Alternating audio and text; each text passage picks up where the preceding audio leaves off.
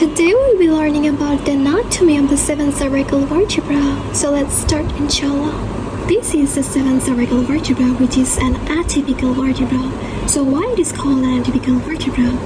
Because this vertebra is transitional, and the foramen transversarium, you can see this foramen transversarium, it may be absent or duplicated on both sides.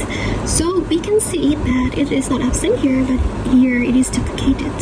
Like you can see, it's duplicated here.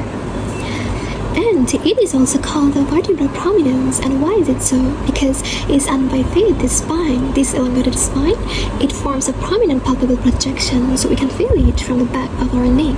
And also the anterior of the transverse process of this vertebra may be prolonged laterally and downwards, and it might join with the first rib.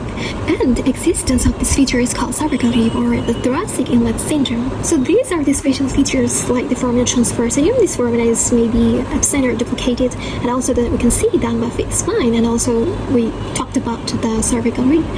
And also these other features are like common typical cervical vertebra, like this is the body and this is the arch and ankle process, superior articular facet and inferior articular facet. You can see the transverse process which bears foramen and transversarium, and also you can see the pedicle and lamina.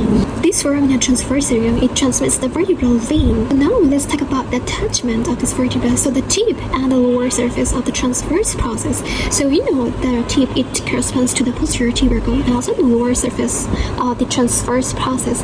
So it gives attachment to the suprapleural membrane or Sipschon's fascia and the highest levator custy muscle. So this was all about the anatomy of the 7th cervical vertebra. I hope you like it. Thank you.